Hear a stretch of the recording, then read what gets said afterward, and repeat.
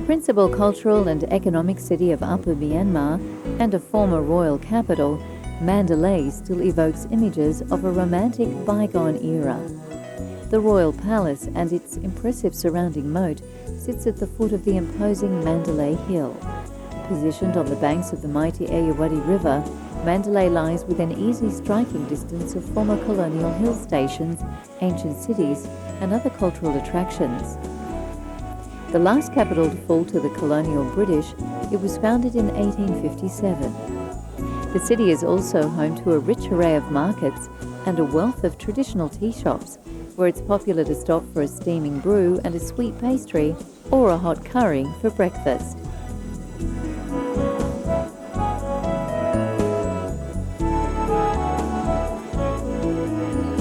Mandalay is the traditional centre of Myanmar's arts and crafts. The markets here offer a vast range of produce, along with traditional Myanmar tapestries and gold embroideries. If you're on the lookout for gems, you can find some excellent bargains. Mandalay's markets are also a great place to search for puppets, wooden carvings, lacquerware and pottery. This is also a thriving centre of gossip.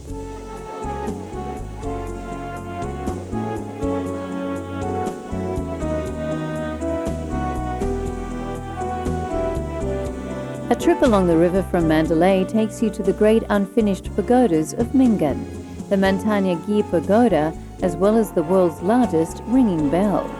This memorable boat trip along the banks of the Irrawaddy River will provide a fascinating insight into life on this famous waterway. Here, King Bodapaya started the construction of what should have been the largest pagoda in the world. The project was interrupted in 1819 when the king died, and it was never completed. An earthquake also split some of the structures into several pieces.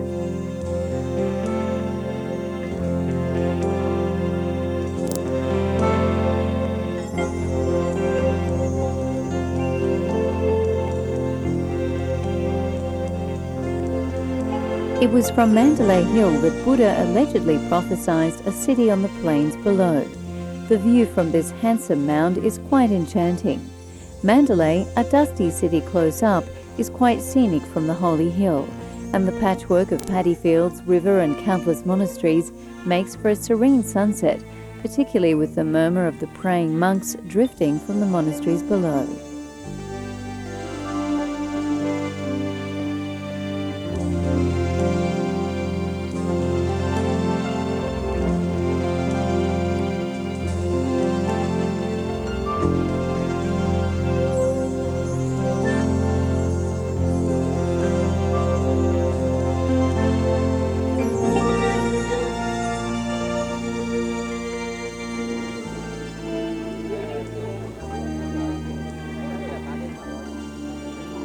The monasteries here are also worth a visit. You can arrive early and join in the tradition of serving food to the monks before noon. Some monasteries are home to up to 1,000 monks or nuns, and life here is simple, quiet and unhurried. Buddhism is the national religion of Myanmar, and consequently about 85% of the population are Buddhists. But like Thai Buddhism, Myanmar Buddhism is strongly intertwined with spiritualism. Myanmar was the first country in Southeast Asia where the words of the Buddha were spread. Buddhism has been taught since the first millennium of Christian reckoning by Indian merchants, who entered the Irrawaddy Delta for trade purposes. Buddhism became the dominant religion of Myanmar only after King Anuruddha ascended the throne of the Burmese kingdom in Bagan in 1044.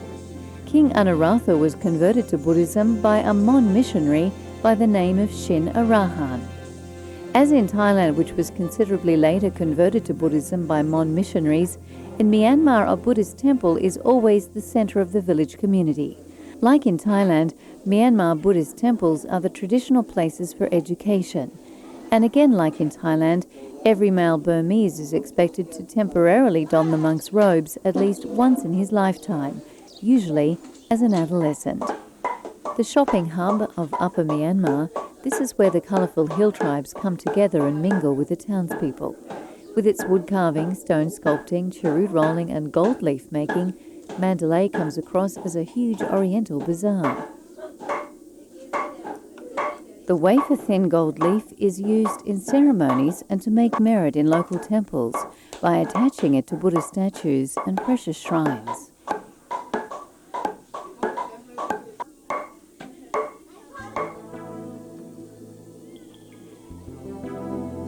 You can also explore the local lake, joining the fishermen as you boat over the calm surface. Temples sit on the shore and complex wooden bridges stretch overhead.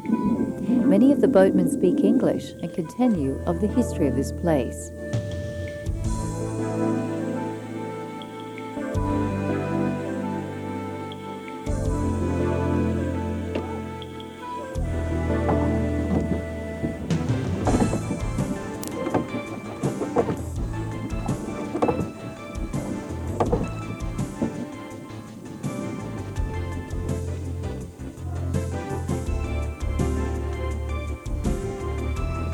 Now you will see the occasional tour bus and of course the 4- and 5-star hotels. But a lot of what you'll discover around Myanmar is what it would have been like 50, 100, 200 years ago, maybe even longer.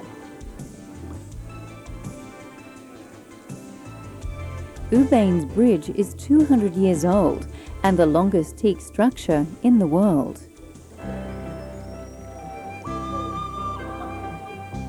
Venture on 60 kilometres north from Mandalay and you'll discover Pin Ulwin, or Maymyo. This is Myanmar's best-known colonial hill station. It stands on a plateau 1,000 metres up in the Shan Hills. Brick and timber colonial houses, which were not destroyed in the Second World War, remain as a testament of the British presence. You'll also chance upon botanical gardens and a golf course that was carved out of the nearby jungle.